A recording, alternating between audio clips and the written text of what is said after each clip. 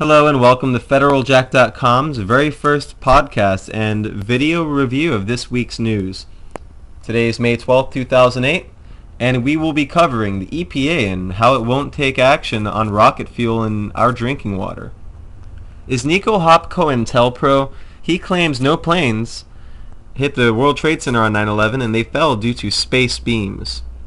CIA agent Carnaby, who worked on bin Laden investigations, killed in Houston, Texas by Houston police in the streets, caught on tape.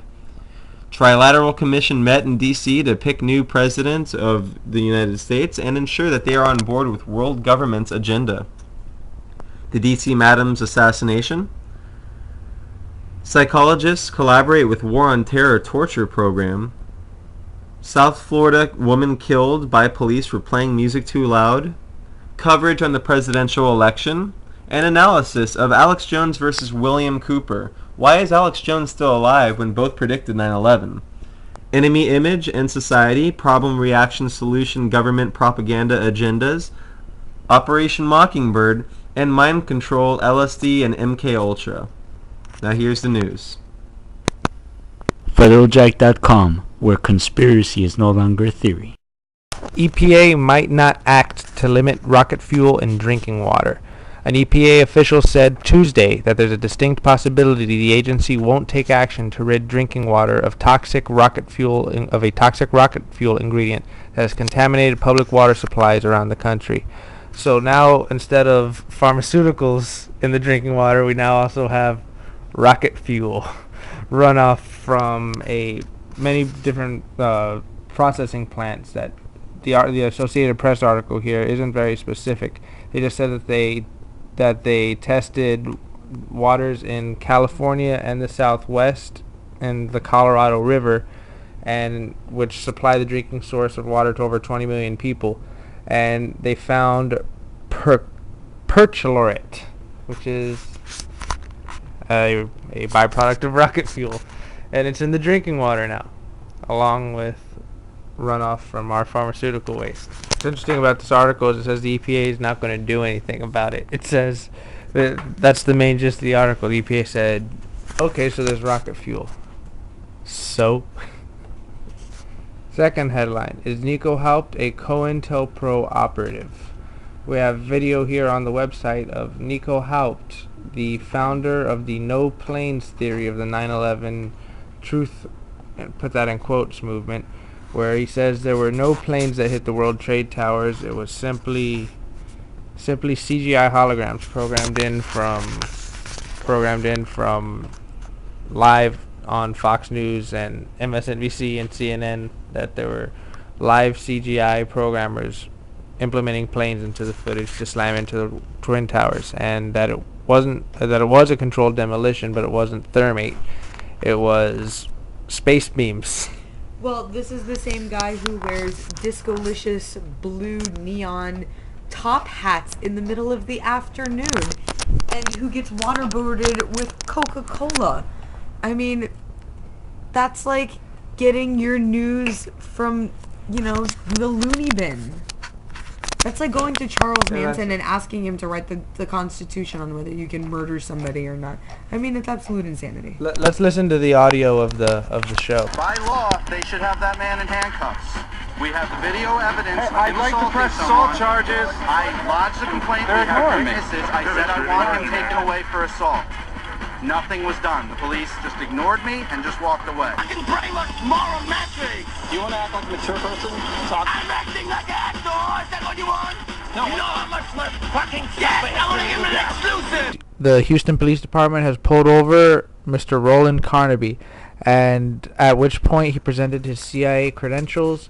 They asked him, and they doubted the authenticity of his credentials and tried to find something to arrest him for, which doesn't make any sense considering if they doubted his credentials, impersonating a federal officer is reason enough to go on and arrest someone.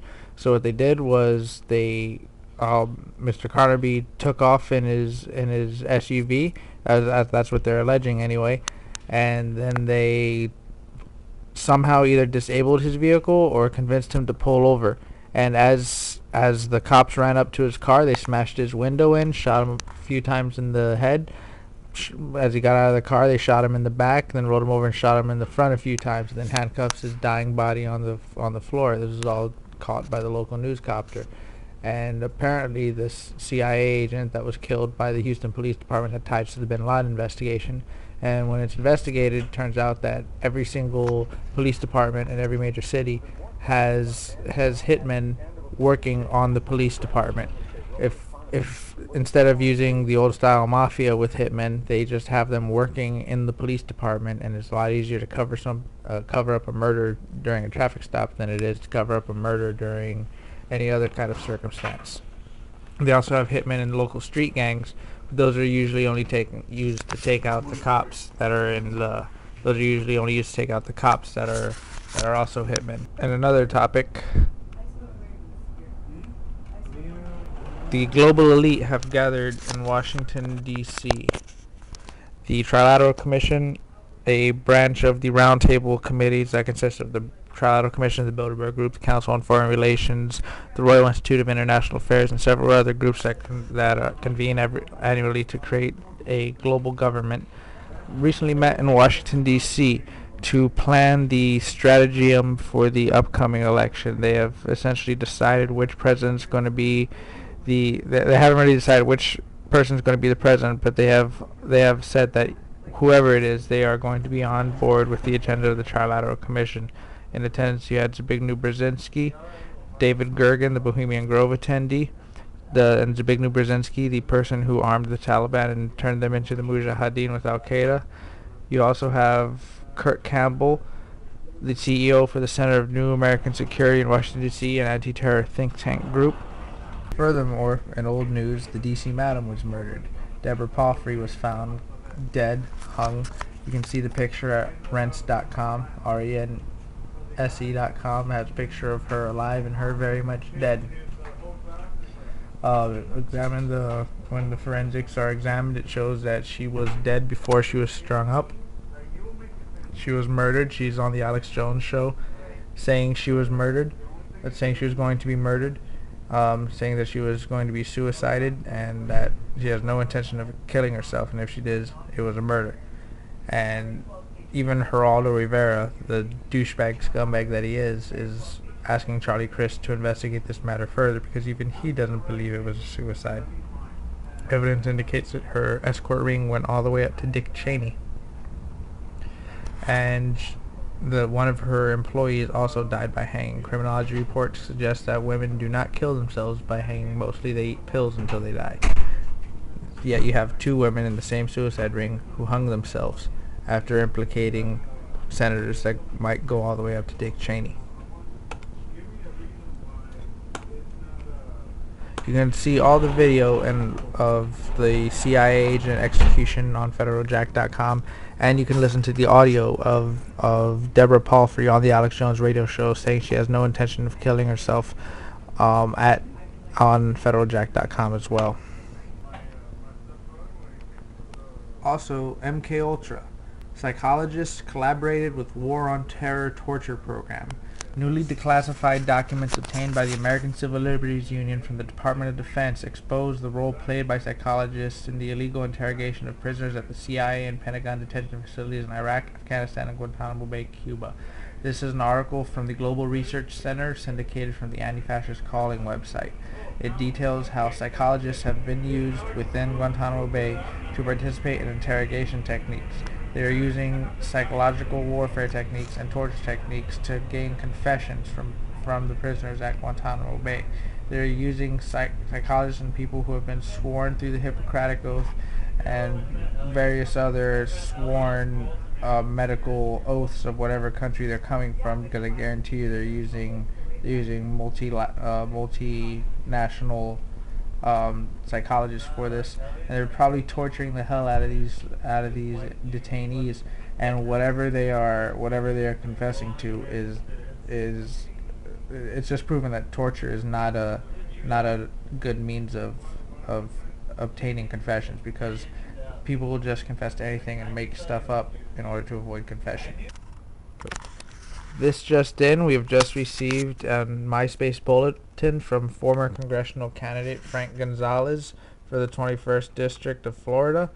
Apparently we have a video of a woman who has been brought to the local county jail for playing her music too loudly and refusing to comply with orders to turn it down.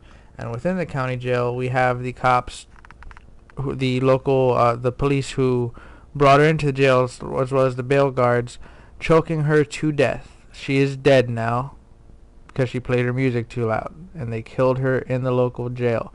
This is all caught on tape. They do this on video now very brazenly. The only difference between this and Soviet Russia, Nazi Germany, Communist China is they don't film it when they do it. We do.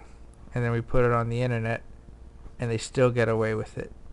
It's just public executions. It's the internet is the new town square where they get to do their beheadings. A point was raised. Why hasn't Alex Jones been assassinated? It's been 13 plus, 14 plus years, that he's been exposing the New World Order, talking about the Bohemian Grove and Moloch, the cremation of care ceremony where you sacrifice children into the flames, and the Rothschilds, Kissinger, Bushes, you name it, secret societies, ruling the world, global elite, Bilderberg Group, Trilateral Commission. Why hasn't Alex Jones been assassinated? Personal opinion is that he's gotten too mainstream.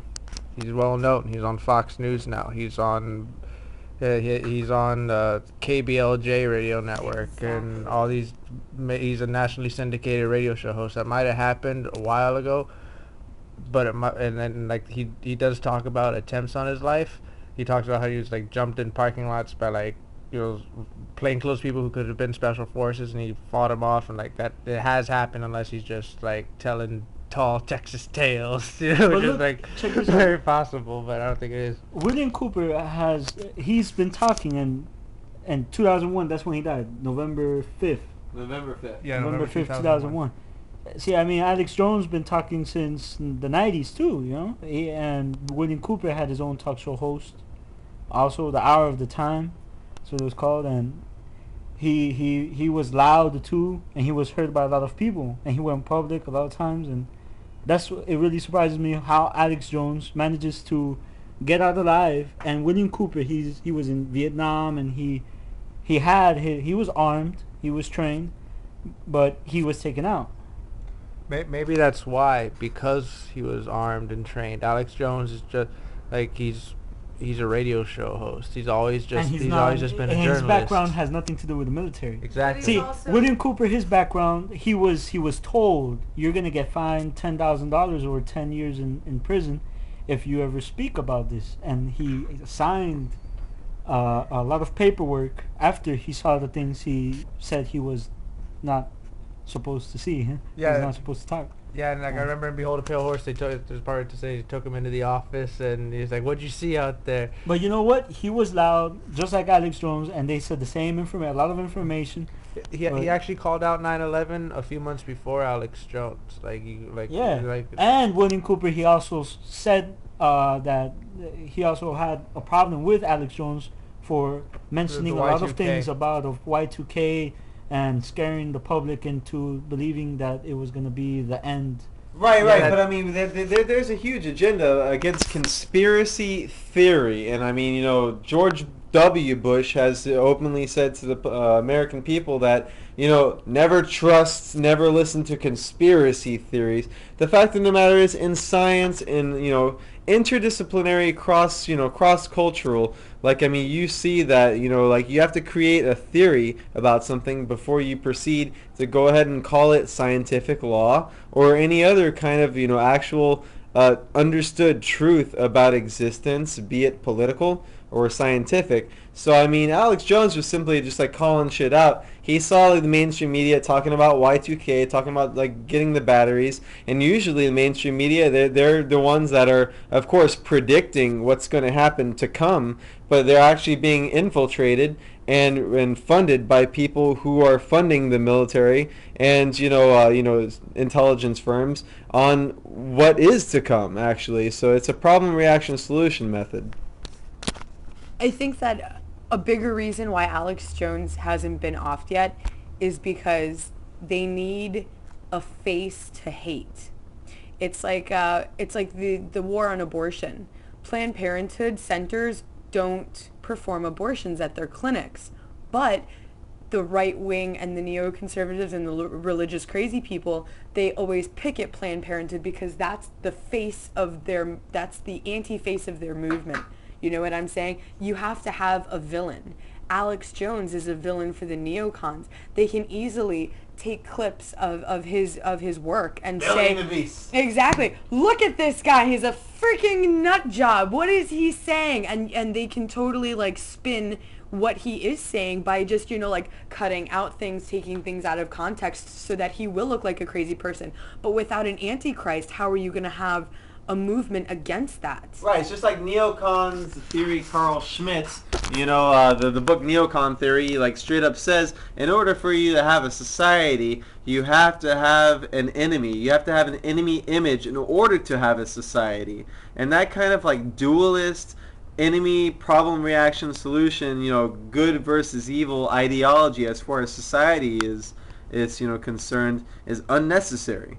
You don't have to have an enemy image to have a society. That's a ridiculous statement. The fact of the matter is, you can have a society. You can have a functioning economy. You can have crops being grown, even though there's no enemy, even though there's no devil, no Lucifer, no some sort of like dark force. You could have a very comfortable society for yourself as a human being here on this planet, without any sort of bad guy or evil doer.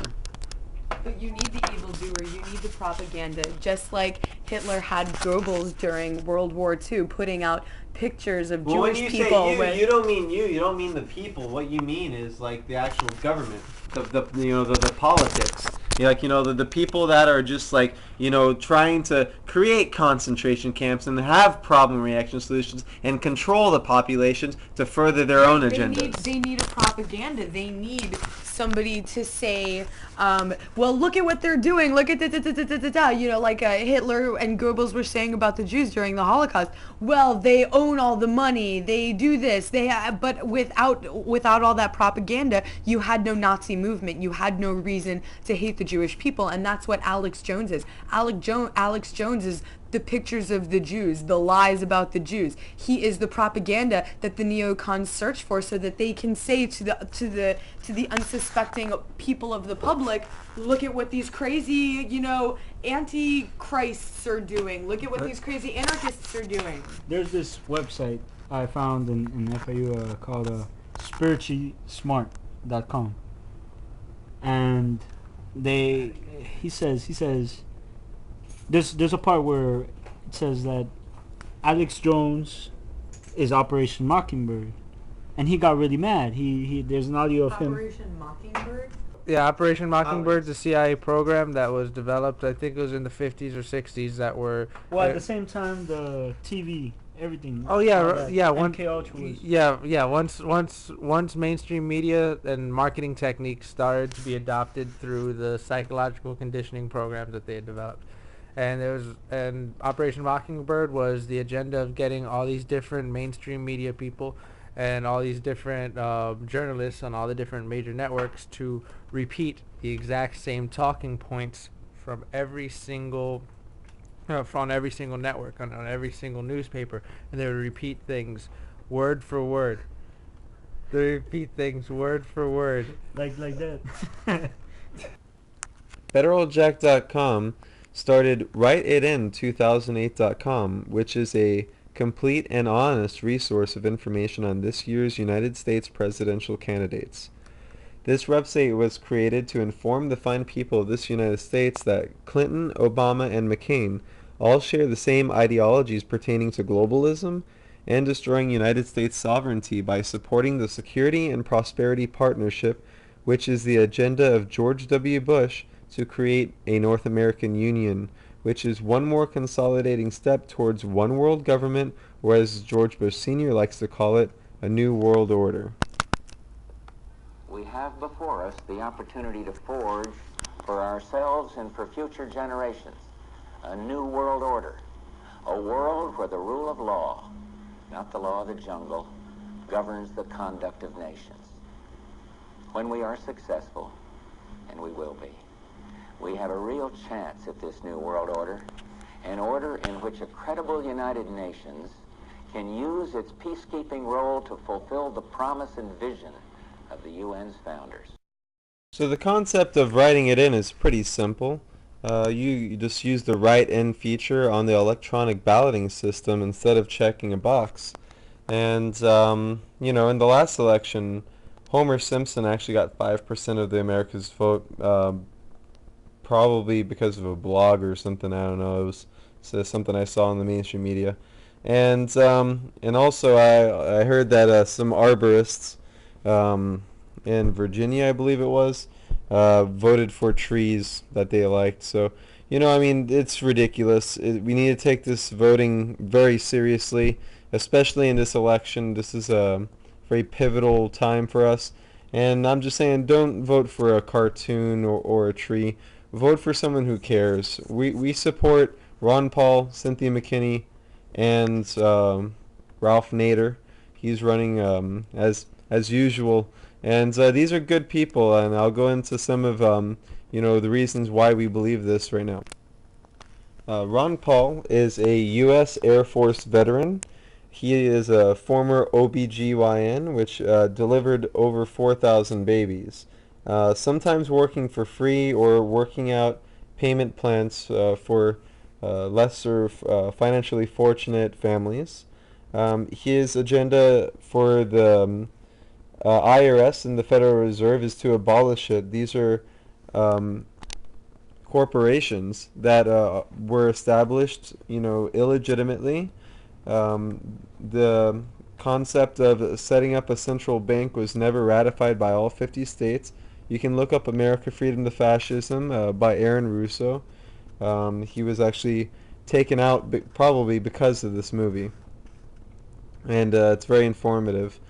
He wants to go back to the gold standard that we once had, which means that we don't have to pay tax for income because it's an unapportioned tax, which is unconstitutional. He wants to pull troops out of the Middle East. He feels that it isn't the United States' job to police the world, as the neocons like to think, set up permanent military bases in foreign nations. It costs a lot of money, and it does nothing but kill American citizens and people from other countries and just breed hatred for the United States, when the only real goal for these type of military actions is to establish a world government inevitably. He wants to maintain United States sovereignty. He does not want to establish a North American Union. He is against amnesty for illegal aliens because they are here illegally, and illegal means illegal. I mean, we have to stick to a rule of law. And he also supports independent investigations of 9/11. Just to name a few of his agendas. Cynthia McKinney's a congresswoman from Georgia, and she's done some great things like grilling Donald Rumsfeld on Capitol Hill about DynCorp human trafficking, 9/11, and the war in Iraq. She has pushed for anti-war and human rights legislation, articles of impeachment for George W. Bush, Martin Luther King and Tupac Shakur Records Acts. She was in the film American Blackout, which is about the rigging of the American voting system in inner cities, and she also was a big activist during Hurricane Katrina. Ralph Nader has been doing great things for the United States since 1969. He took on the automobile industry back then, and he is one of the primary reasons, if not the primary reason, that we have seatbelts and airbags in automobiles. He has written dozens of books, such as Whistleblowing, Vanishing Air.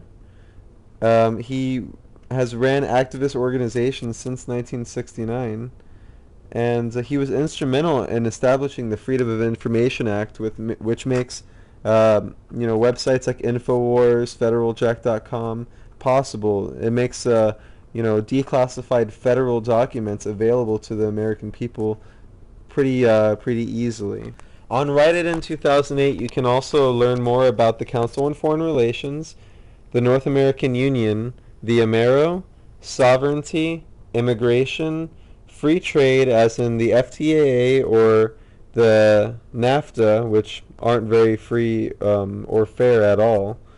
And the war in Iraq and the proposed war in Iran by Clinton, Obama, and McCain, as well as you can download and read the Patriot Act 1 and 2, Victory Act 1 and 2, and learn more about important issues to really consider when you go to the ballots. Federaljack.com leans in the direction of Ron Paul, Cynthia McKinney, and Ralph Nader, but we don't just want to tell you to vote for them blindly. We want you to do your own research, which we have done our research and compiled it onto Federal Jack and write it in 2008. But we want you to use the external links on our website and see where we got our information, and go further down the rabbit hole on the internet, or go to public libraries, talk to people, and get a well-rounded and balanced opinion of who to vote for. And if anyone tells you that you're an idealist for voting for Ron Paul, Cynthia McKinney, or Ralph Nader, tell them that they are a bad American because they are just picking the lesser of two evils, or turning the other cheeks, as Christians like to say. The fact of the matter is, it is the Americans' responsibility to vote for people that they feel that will do the best job in the places of office. This is not a popularity contest. This is a contest of ideologies and the general consent of the people of this United States. I would like to thank you for listening to our podcast, and look forward to more. We've really enjoyed making this one, and we're definitely going to continue this effort. And check out federaljack.com. You can update your own. You can update all of the articles, and check out our ebooks archive of declassified federal documents. You can watch over 30 hours of documentaries on our website. And keep in touch with us. If you live in South Florida, we have movie screenings at FIU. That's Florida International University South Campus, at the PCA, Paul Seahas Architecture Building, PCA 135 Lecture Hall. And if we don't have those, then we're definitely having a meeting, so contact us here in South Florida. Every second Saturday of the month, we have a Second Amendment Second Saturday meetup where we teach people how to use firearms and give people more information on concealed weapons permits here in Florida. And we encourage you to do that in your state if you don't live in Florida, or if you live in North Florida. Set up a Second Amendment Second Saturday, because the American people need to stay armed, against totalitarian government. If you do your research, you realize that whenever there are gun confiscations, it usually leads to extermination of the population. It happened in Nazi Germany, and it's happened in many countries over the ages. So be aware, stay informed, and stay armed, America. And thank you very much. We're going to win this thing. Federaljack.com, where conspiracy is no longer a theory.